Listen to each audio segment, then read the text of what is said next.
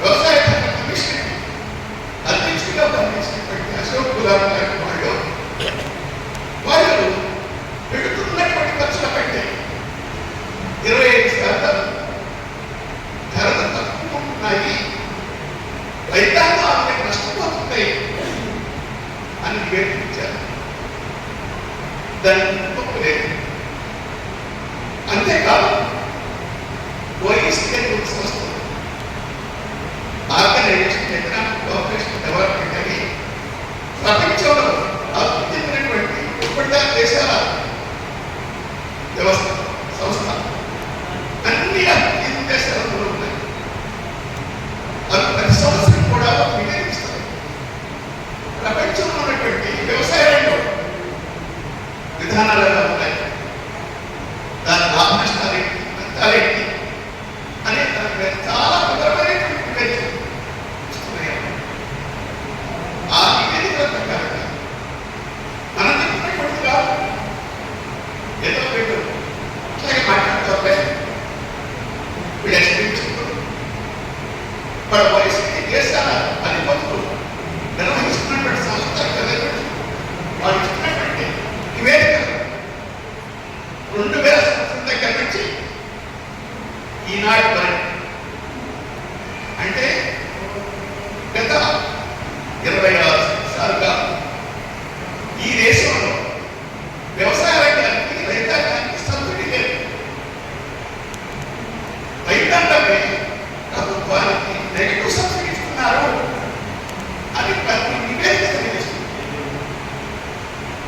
అంటే కనీస మద్దతు ధర నిర్ణయిస్తున్నారు. ఎగుమతుల విదేశాల్లో పెడితే ఎగుమతుల అవకాశం రైతుల పంట మంచిగా పెడితే విదేశాలు ఇబ్బంది చేసుకుని మార్కెట్లో ధర డౌన్ చేస్తారు. ఆ విధంగా వీళ్ళు నెగిటివ్ సబ్సిడీ పొందుతున్నారు. ఈ నెగిటివ్ సబ్సిడీ ఏంటంటే 22 ఉదాహరణకు 20.8% ఉందండి. అంటే వాళ్ళు గ్రహించాల్సిన దాంట్లో కంటే 20.8% చొప్పున ఒక్కొక్కరు నష్టపోతున్నారు. ఒక్క సంవత్సరం 2022 సంవత్సరంలో 14 లక్షల కోట్ల రూపాయలు నష్టపోయింది. ఈ తప్పు ధరలు నిర్ణయిస్తున్నాం. ఆ రైతాంగం సౌకర్యవంతంగా ఎంతో ఆనందంగా ఉన్నారు. పల్లెసీమలో వాళ్ళ ఆత్మహత్యలు ఉంటాయి. ఏ పని చూసినా సంవత్సరానికి తీసుకొస్తుంది. యువకులని కూడా మనకి కనిపించారు. అసలు ఎందుకుంటున్నాయి ఇట్లా బాగుపడేటువంటి గ్రామాలు ఎందుకు వలసపోతున్నారు? ఈ వ్యవసాయం చేసుకుంటే దానికంటే పట్టణానికి పోయి ఏ ఆటలో పట్టణంగా పనిచేస్తున్నాం లేక ఏ బిల్డింగ్లోనే నిర్మాణంలో పనిచేస్తే మంచిగా బతకొచ్చు అని పెట్టుకుంటున్నారు. వ్యవసాయం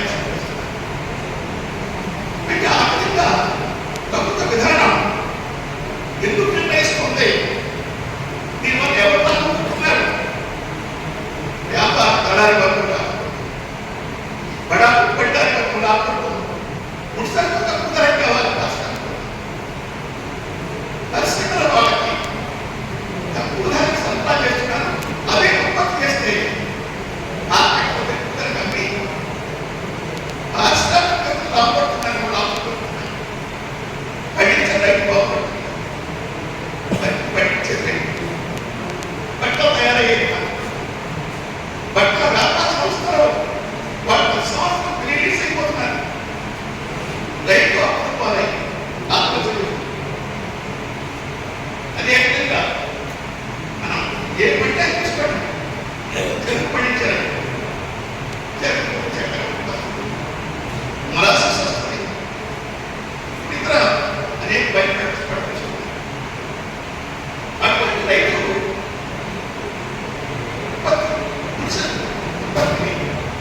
పండిస్తున్న రైతు అన్నీ ఉన్నాడు, అప్పుడు పాలయ్యాడు, డెవలప్ చేస్తున్నాడు. కానీ పారిశ్రామిక చక్కెర పరిశ్రమ కొట్లాడుతున్నాడు, అంటే పెట్టుబడి కాదు త్వరగా ఇంకా కార్పొరేట్ సంస్థలు త్వరగా ప్రభుత్వం ఎందుకున్నాయి? వాళ్ళ వ్యవసాయ కనీసం పట్టణం పోతే సాధారణ కూడా 7,000 రూపాయలు. అదే పట్టణ ప్రాంతాల దగ్గరలో ఉన్న పల్లెల్లో దూరంగా పడి చూస్తే ఈనాడు కూడా 300, 250 మహిళలకు పని తక్కువ. అటువంటి పరిస్థితి ఈనాడు దేశం. ఎందుకు తక్కువ వేతనాలు నిర్ణయిస్తున్నారు? కనీస వేతనాలు కూడా ఎందుకు నిర్ణయించలేదు? అంటే పరిశ్రమల్లో తక్కువ కూలికి పనిచేస్తున్నారు.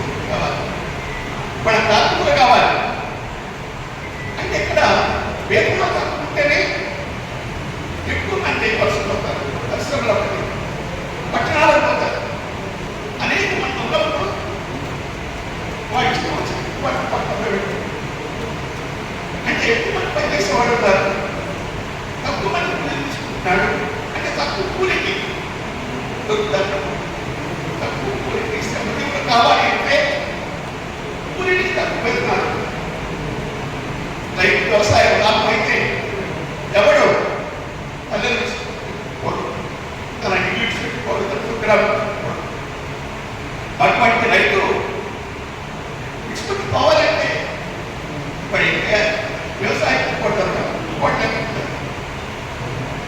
లేకపోతే ఏం చేస్తాడు? తనకున్న ఎక్కడో 2 ఎకరాలు 3 ఎకరాలు డిమాండ్ చేసి